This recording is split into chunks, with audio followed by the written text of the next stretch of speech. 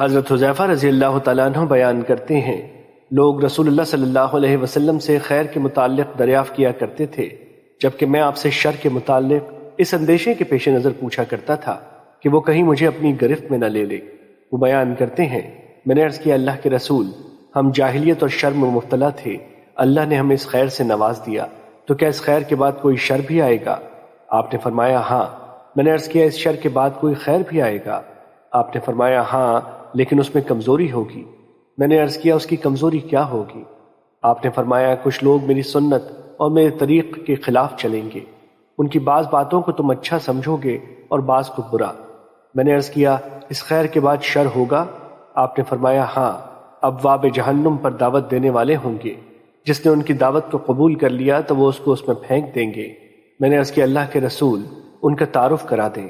آپ نے فرمایا وہ ہمارے ہی قبیلے سے ہوں گے اور وہ ہماری زبان میں کلام کریں گے۔ میں نے عرض کیا اگر اس زمانے نے مجھے پا لیا تو آپ مجھے کیا حکم فرماتے ہیں؟ آپ نے فرمایا مسلمانوں کی جماعت اور ان کے امیر کے ساتھ لگ جانا۔ میں نے عرض کیا اگر ان کی جماعت نہ ہو اور نہ ان کا امام تو پھر کیا کروں؟ آپ نے فرمایا ان تمام فرقوں سے الگ ہو جانا، خواہ تمہیں درخت کی جڑیں چبانی پڑیں، حتیٰ کہ تمہیں اسی حالت میں موت آ جائے۔ اور صحیح مسلم کی روایت میں ہے، فرمایا میرے بعد حکمران ہوں گے جو نہ تو میری ہدایت و طریق سے رہنمائی لیں گے اور نہ میری سنت کے مطابق عمل کریں گے، اور ان میں کچھ لوگ ایسے ہوں گے جن کے ڈھانچے انسانی اور دل شیطان ہوں گے۔ حذیفہ رضی اللہ تعالیٰ عنہ بیان کرتے ہیں، میں نے عرض کیا اللہ کے رسول اگر میں صورتحال دیکھوں تو میں کیا کروں؟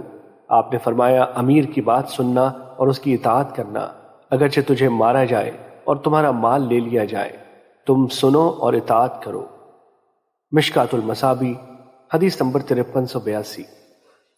حضرت ابو ہریرہ رضی اللہ تعالیٰ عنہ بیان کرتے ہیں، رسول اللہ صلی اللہ علیہ وسلم نے فرمایا ایسے فتنوں کے آنے سے پہلے نیک اعمال کرنے میں جلدی کر لو جو تاریک رات کے ٹکڑوں کی طرح ہوں گے۔